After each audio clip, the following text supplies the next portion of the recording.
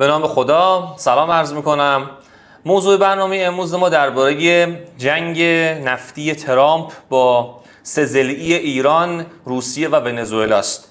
سه کشور نفتی که خب به فروش نفت و گاز و غیره وابستند و ترامپ هم دست گذاشته روی همین بحث درآمدهای نفتی این سه کشور که از طریق تحریم و اعمال تعرفه به اهداف سیاسی و امنیتی خودش برسه. قبل از اینکه ارائه رو شروع کنیم از شما خواهش میکنم که با لایک و کامنت و سابسکرایب از ما حمایت کنید. خب از ایران شروع میکنیم، از کاری که و هدفی که ترامپ قصد داشت بر برنامه تولید و فروش نفت ایران اعمال کنه. تصویر اول رو شما نگاه کنید.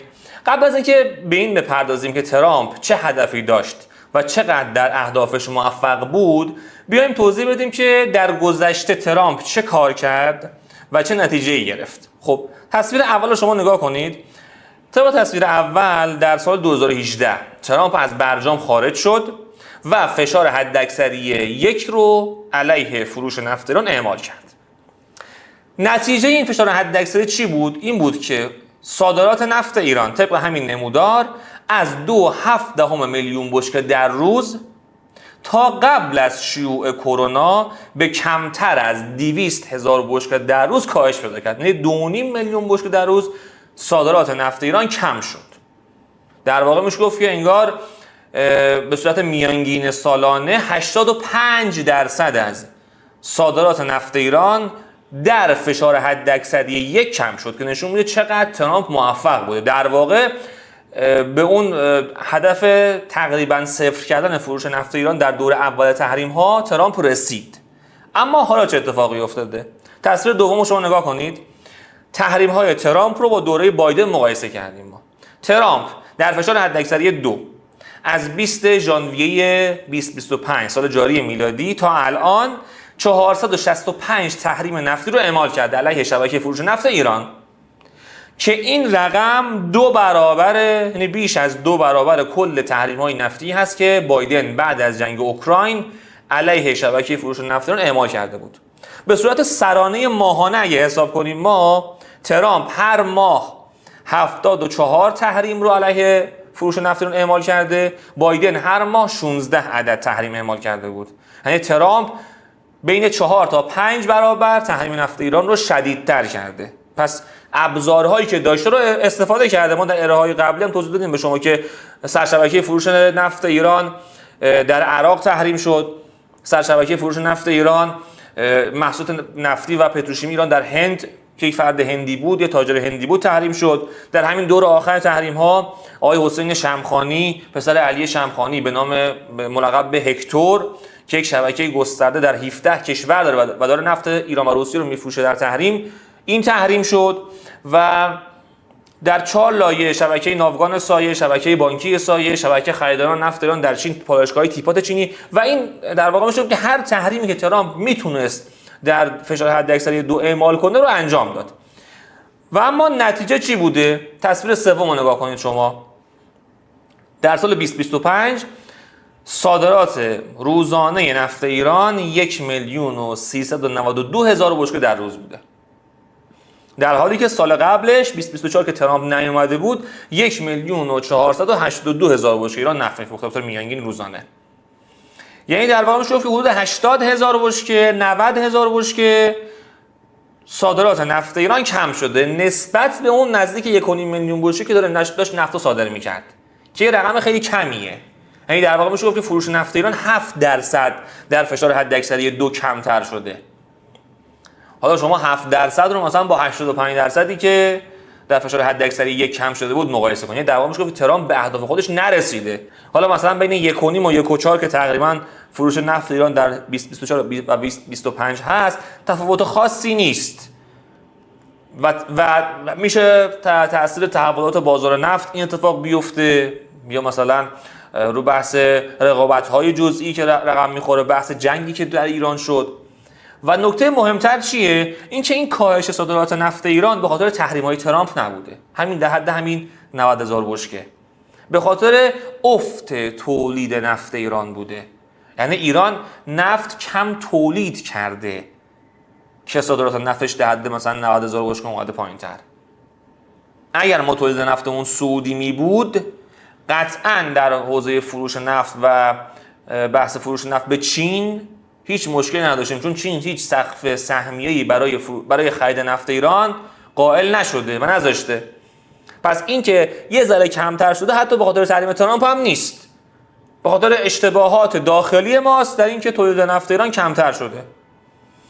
و در واقع میشه گفت ترامپ شکست خورده در فشار حداکثری 2 با همه نمایش‌ها و همه اقداماتی که انجام داده. در تصویر 4 شما نگاه کنید، من رقم فروش نفت ایران به صورت ماهانه در سال جاری میلادی رو آوردم که در ماه ژانویه که ترامپ 20 ژانویه تحلیف شد، ایران کمتر از 900,000 بشکه در روز نفت فروخت و بعد از اون روندش صعودی شد. 1.5، 1.8، باز 1.5، 1.1، 1.6 و آخر سر هم باز 1.1.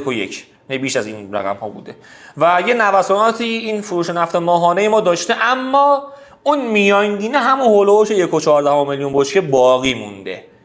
در واقع میشه گفت که فشار حداکثری 2 ترامپ با وجود اینکه تحریم های متنوعی رو هم اعمال کرد و مثلا دیگه ما آخرین مورد دیدیم سرشبکه ما و سرشبکه فروش نفت روسیه رو حتی که آقای حسین شمخانی است اونم زد منهدم کرد، گفتن اینم مثلا تحریم میکنن.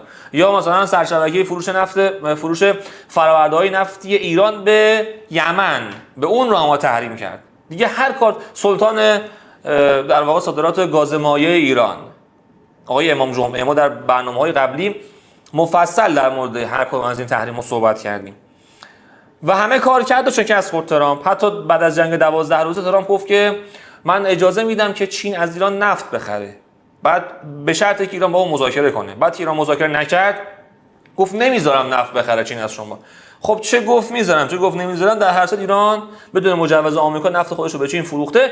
دلایلی هم داره، چون اصلا چین در جنگ با آمریکا قرار داره و میخواد امنیت انرژی خودش رو تامین کنه و هیچ نفتی به اندازه نفت ایران برای چین قابل اعتماد نیست. چین نه به روسیه نه به عربستان و نه سایر کشورها اعتماد نداره، چون میدونه روسیه که رقیب چین هست، آمریکا هم که دشمن چین هست و عربستان در پازل آمریکا داره بازی میکنه که میخواد چند هزار میلیارد دلار بره سرمایه گذاری کنه توی آمریکا. پس آمریکایی عربستان هر چقدر هم کلا بخواد با چین رابطه برقرار کنه. تصویر 5 رو نگاه کنید شما. در این تصویر ما اثر سیاست‌های تحریمی رؤسای مختلف جمهور آمریکا بر فروش نفت ایران آوردیم. من از آخر شروع می‌کنم. مثلا 6 قطعنامه شورای امنیت در سال 2006 تا 2010 فروش نفت ایران رو 2% افزایش داد. حالا 2% یعنی تقریبا میشه گفت که صفر بوده، چون یک نوسانات بازار نفت ما داریم دیگه. این رقم‌های پایین انگار اثر نداشته، یعنی قطعنامه‌های شورای امنیت اثری بر فروش نفت ایران نداشت. مثلا اوباما که گفت تحریم فلج کننده اعمال میکنم، در سال اول اعمال تحریم‌های فلج کننده اوباما فروش نفت ایران 40% کم شد. در پیک تحریم‌های فلج کننده اوباما فروش نفت ایران 56% کم شد. در سال اول فشار حداکثری 1 ترامپ 30% فروش نفت ایران افتاد. در پیک اثرگذاری فشار حداکثری 1 ترامپ فروش نفت ایران 85% کم شد. در دوره بایدن، در اون دوره‌ای که جنگ اوکراین بود 14 ماه تحریم شدیم، فروش نفت ایران به صورت میانگین 37% بیشتر شد. در دوره ترامپ هم که 7% کم شد، در دوره دوم ترامپ هم به خاطر افت تولید نفت ایران، نه به خاطر فشارهای تحریمی ترامپ. پس این کل ماجراست. تصویر 6 رو نگاه کنید شما که طبق این تصویر همین اخیراً بود که وزارت امور خارجه چین در واکنش به درخواست آمریکا برای توقف خرید نفت ایران و روسیه گفت هیچ فشاری ما را از تأمین انرژی مورد نیاز کشورمان باز نمی‌دارد. یعنی چینی‌ها مستقیما مقابل آمریکا وایسادن و گفتن که ما امنیت انرژی خودمون برامون مهمه، قطعاً از ایران و روسیه نفت می‌خریم، نمی‌ریم از آمریکا نفت بخریم. و بکنید امنیت انرژی خود چین در واقع وابسته به نفت ایرانه. من نمیگم چین داره برخلاف منافع ملی خودش مقابل آمریکا وای میسه، نه، با چین در یک سری مسائل، در خیلی از مسائل همسو هستیم، باید همکاریمون رو توسعه بدیم.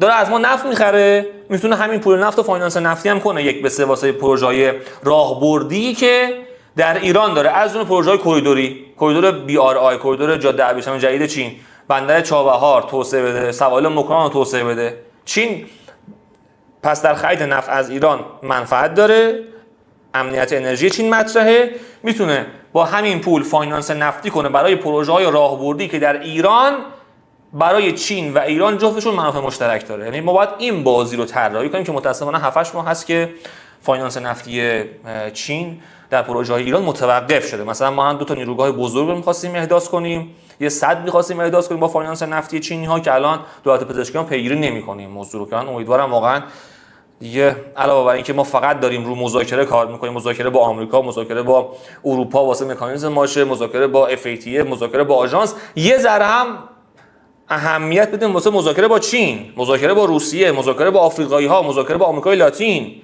تو ونزوئلا ما هر چی پروژه داشتیم متوقف شده الان. در آمریکا در آفریقا ما هر تعداد پالایشگاه فراسرزمینی و کش فراسرزمینی و پروژه‌های معدنی که داشتیم هم متوقف شده. و پیگیری نمیشه در دولت 14 متاسفانه. اما خب از این بحث دور نشیم. پس ایران بحثش جمع شد که ترامپ در مواجهه با ایران تا الان شکست داد. من آینده رو نمیدونم چه اتفاقی میفته. تا الان در مواجهه با در واقع تحریم ایران نتونسته صادرات نفت ایران رو کم کنه ترامپ و شکست سنگینی خورده. بریم درباره ونزوئلا صحبت کنیم. تصویر هفتم رو شما نگاه کنید.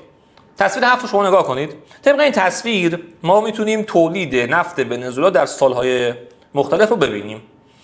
ونزوئلا به عنوان بزرگترین دارنده منابع نفتی دنیا روزانه 3 میلیون بشکه نفت تولید میکرد و تا مثلا قبل از سال 2016 تا 2017 به قبلش 2.5 میلیون بشکه در روز نفت تولید میکرد که بخش عمده‌اش هم به آمریکا، مثلا در حد 1.5 میلیون بشکه به آمریکا یا 1 میلیون بشکه به آمریکا نفت صادر میشد. ترامپ در سال 2017 اومد برای بار اول تحریم‌هایی رو علیه صنعت نفت ونزوئلا اعمال کرد. اعتصابات سراسری در صنعت نفت ونزوئلا رخ داد. خیلی از کارشناسای صنعت نفت ونزوئلاشون آمریکایی بودن، طرفدار آمریکا بودن، از صنعت نفت ونزوئلا خارج شدن و تولید نفت ونزوئلا در دوره اول تحریمی ترامپ کاهش پیدا کرد و تا قبل از سال 2021 به کمتر از 500,000 بشکه در روز رسید. شما نگاه کنید بازار نفت دنیا 100 میلیون بشکه در روز نفت تولید میکنه. ونزوئلا به عنوان بزرگترین دارنده ذخایر نفت دنیا کمتر از 500,000 بشکه در روز داره نفت تولید میکنه. یعنی چقدر فاصله است، چقدر تحریم ها ونزوئلا رو مورد آسیب قرار داد در دوره اول فشار حداکثری ترامپ در ونزوئلا.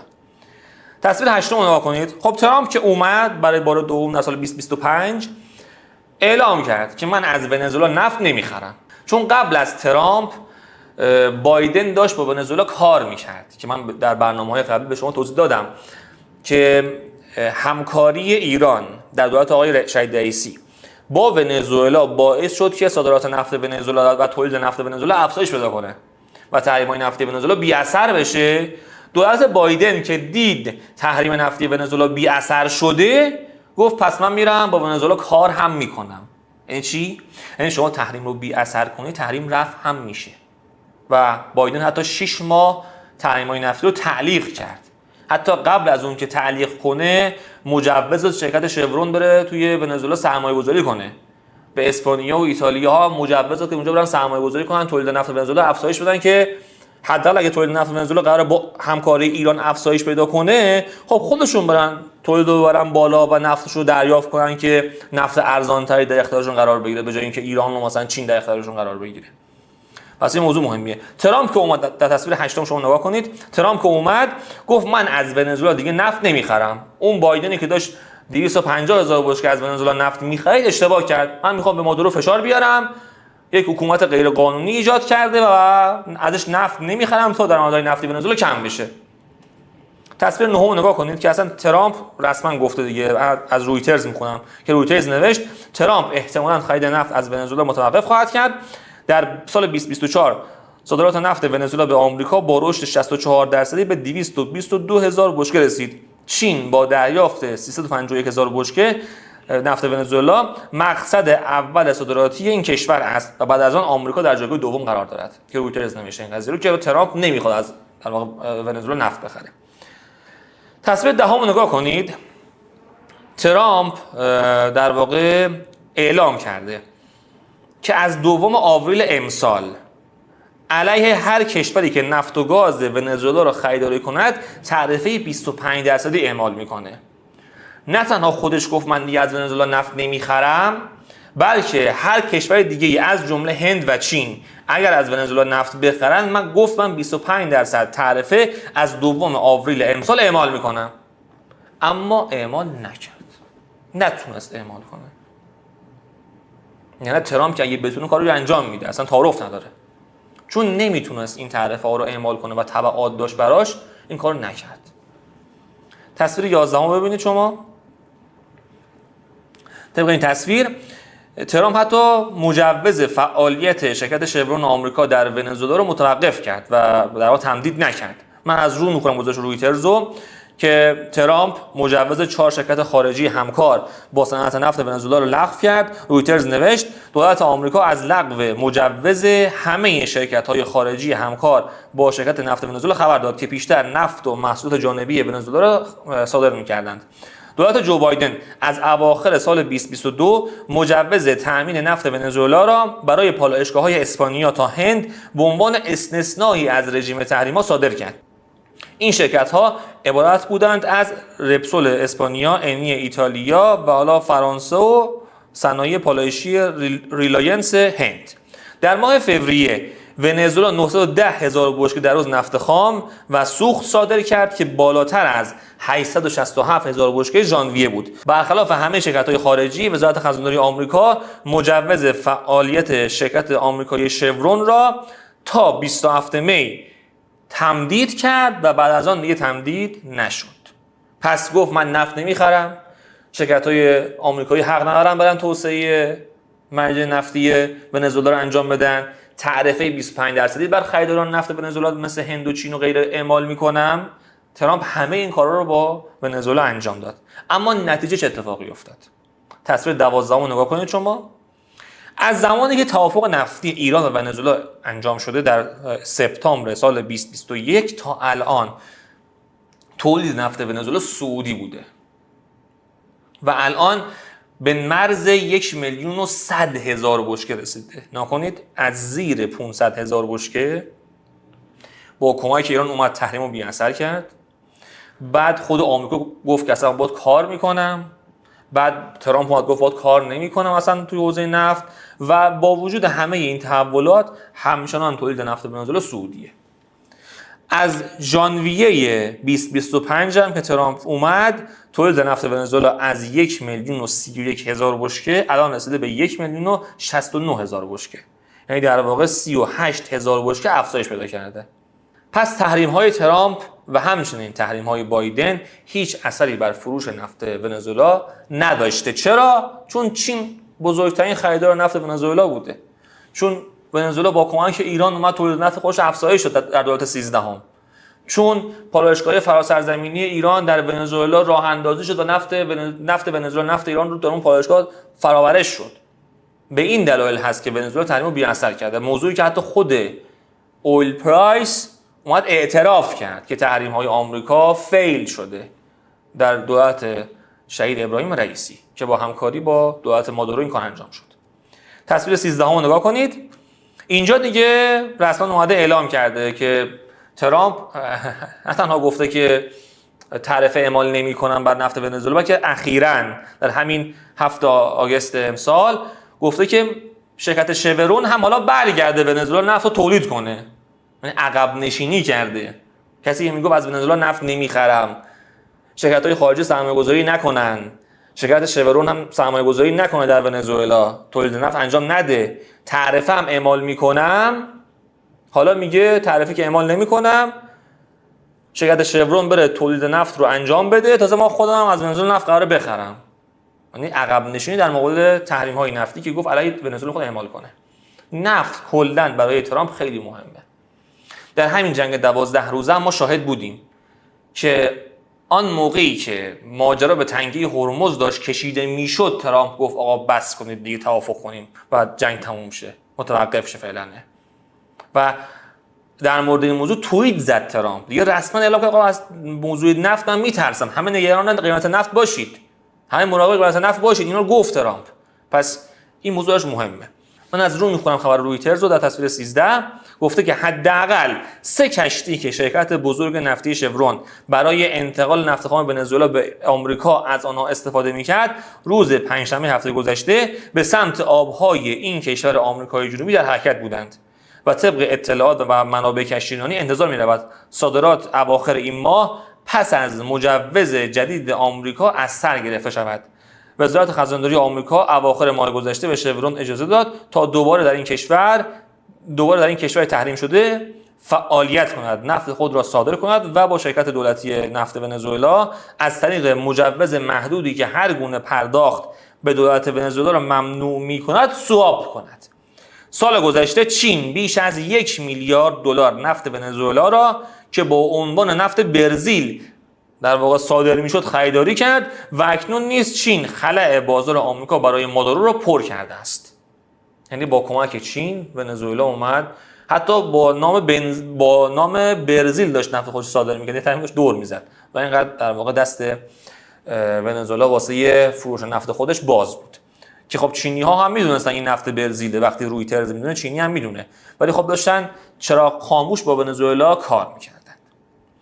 پس ترامپ در مواجهه با تحریم ونزوئلا هم شکست خورد تا الان. حالا بعدش چه اتفاقی میفته دیگه بستگی به عملکرد دو طرف داره. تا اینجای کار که حالا 6 ماه گذشته این در واقع درگیری ها به نفع ونزوئلا تمام شده، در حالی که مثلا در تحریم های دور اول ترامپ ما شاهد بودیم که تا تحریم میکرد ایران رو یا ونزوئلا رو فروش نفت ایران کم میشد.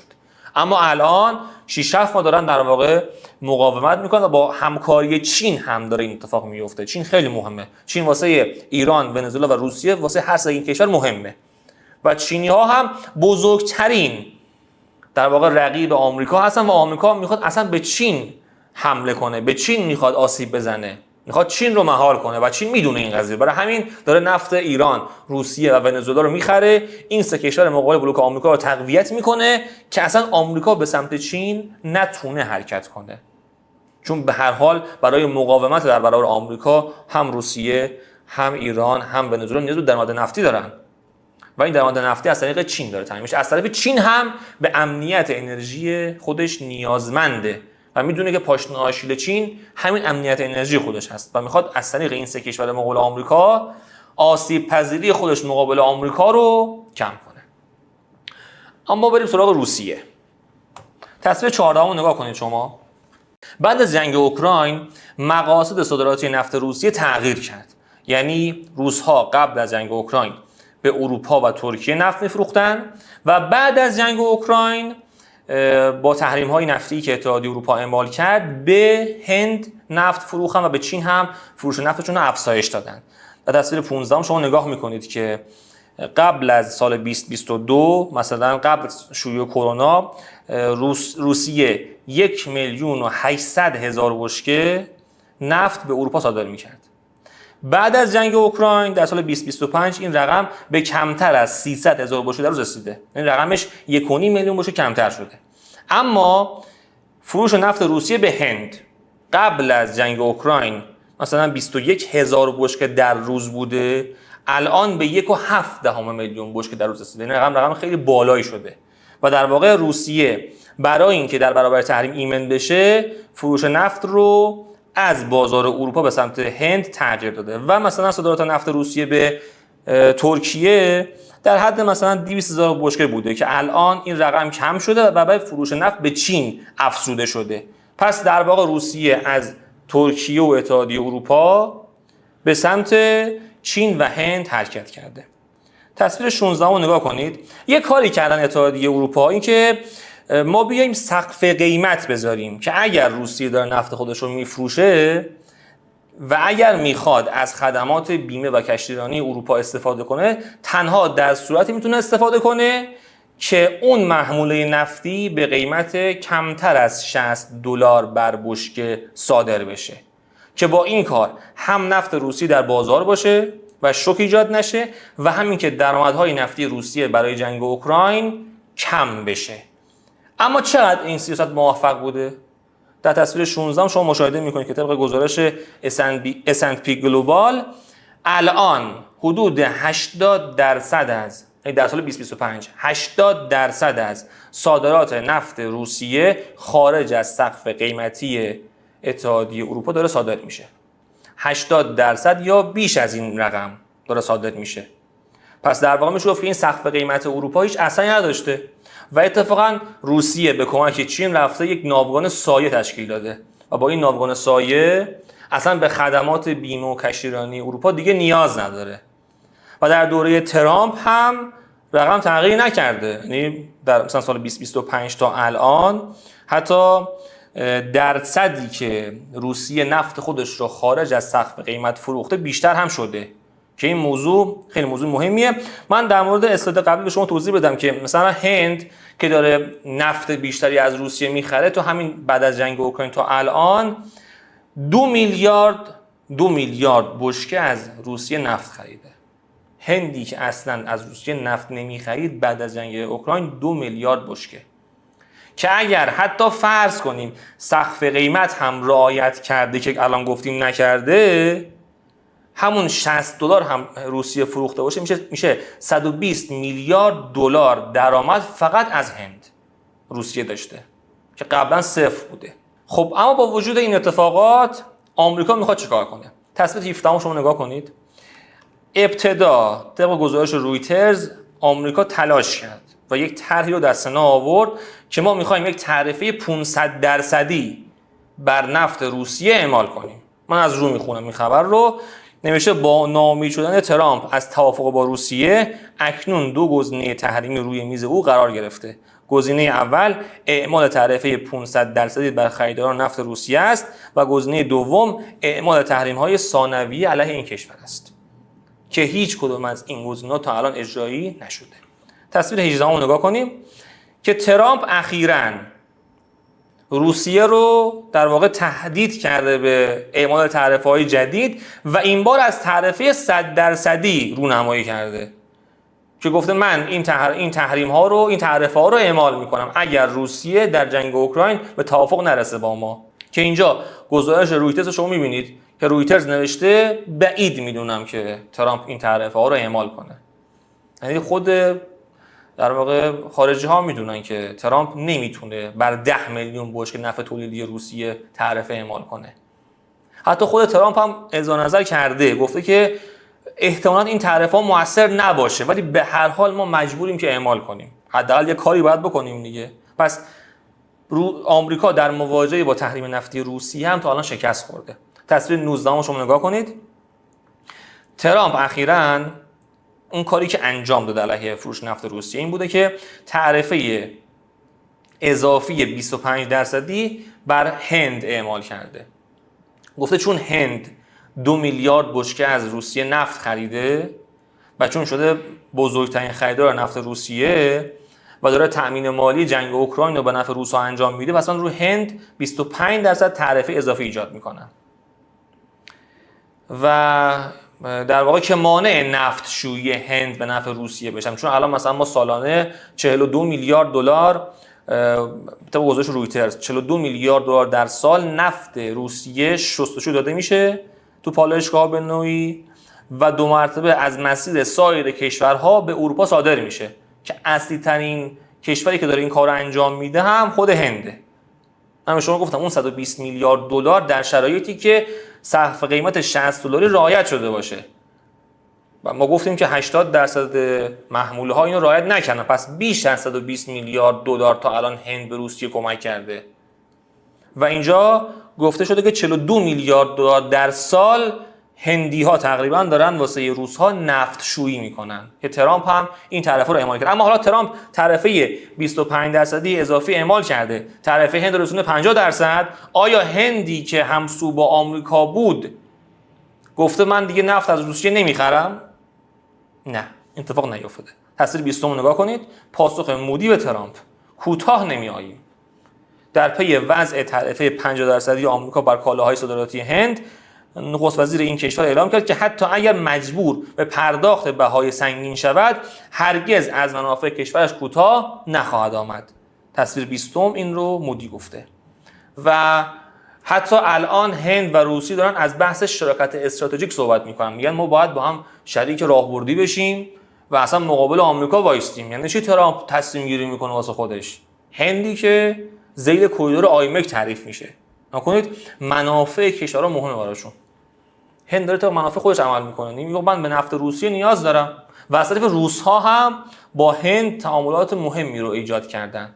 روس‌ها در لایه نظامی با هند دارن کار میکنن و از در واقع سیاست تسری یا اسپیل اوور دارن استفاده میکنن که از لایه نظامی به تضمین فروش نفت خودشون برسن. میگن ما چون هندیا میگن چون تو لایه نظامی به روسیه نیاز داریم پس نفت هم از روسیه میخریم. یا مثلا روس‌ها در هند پالایشگاه فراسرزمینی دارن، پالایشگاه وادینار که نزدیک 50% سهامش مربوط به شرکت روسنفت هست و این پالایشگاه 400,000 بشکه‌ای خودش بزرگترین خریدار نفت روسیه است. از استراتژی بای دیمند یا خرید تقاضا واسه ساخت پالایشگاه فراسرزمینی روسیه اینجا استفاده کرده. پس در مواجهه با ترامپ در مواجهه با روسیه نتونست تحریم‌های نفتی خودش رو مؤثر کنه و الان حتی هندی هم که در بلوک آمریکا تعریف میشه مقابل آمریکا و ترامپ وایستاده میگه من از روسیه میخوام نفت بخرم. در مقابل ایران نتونست فروش نفت ایران رو کم کنه ترامپ. در مقابل ونزوئلا که اصلا گفت من در مقابل ایران که گفت من فروش نفت رو صفر میکنم و الان فروش نفت رو 1.5 میلیون بشکه در روزه. در مقابل ونزوئلا گفت من از ونزوئلا نفت نمیخوام بخرم، دیگه نمیخرم، مجوز شورون رو لغو میکنم، تعرفه 25% اعمال میکنم که از همه اینا عقب نشینی که الان مجوز واسه شرکت شورون صادر شده که در ونزوئلا سرمایه‌گذاری کنه. در مقابل روسیه هم که گفت من تعرفه 500% اعمال میکنم و نمیدونم سقف قیمت فلان اتفاق براش میفته و نمیدونم هند و تعرفه اعمال میکنم که تو همه اینا شکست خورده و همچنان در واقع درآمدهای نفتی روسیه برقراره و مهمتر از همه اینها این که الان تورم روسیه نسبت به قبل از جنگ اوکراین هیچ تغییری نکرده، همون نزدیک 10% یا کمتر از 10% که نشون میده این سه کشور تحریمی یعنی ایران، ونزوئلا و روسیه با همکاری چین، با کمک چین دارن نفت خودشون رو صادر میکنن. به شما بگم که روسیه الان بزرگترین صادرکننده نفت هم به چینه، هم به هنده. در بازار چین از مسیر دریا رو فقط اگه حساب کنیم ایران بزرگترین تامین کننده دریایی نفت چینه. منتها از مسیر خشکی و خط لوله که اضافه میشه اون موقع روسیه میشه بزرگترین تامین کننده نفت چین و ونزوئلا هم که بزرگترین خریدارش همین چین هست. پس در واقع چین داره نفت ایران، ونزوئلا و روسیه رو میخره. این سه کشور رو در واقع داره شارژ مالی میکنه که بتونن مقابل آمریکا بایستن که اصلا جنگ به چین کشیده نشه و کار درستی هم داره میکنه چین در این حوزه. و این از کل ماجرا. شرایط فرق کرده، مثل دوره اول ترامپ نیست که ترامپ تحریم اعمال کنه و فروش نفت ایران در عرض مثلا یه سال 90% کم میشه، فروش نفت ونزوئلا مثلا رقمش خیلی پایین بیاد، تولید نفتش به کمتر از 500,000 بشکه در روز برسه. بس این دیگه شرایط فرق کرده. الان جهان دو قطبی تر شده و این بلوک مقابل آمریکا داره با هم دیگه همکاری میکنن که به این بلوک ایران، روسیه، ونزوئلا و چین بعد در لایه نظامی کره شمالی رو هم اضافه کنیم. من امیدوارم که این ارائه برای شما مفید واقع شده باشه. سعی کردیم که محتوای دقیق تری رو در این ارائه برای شما آماده کنیم. پیروز و موفق باشید.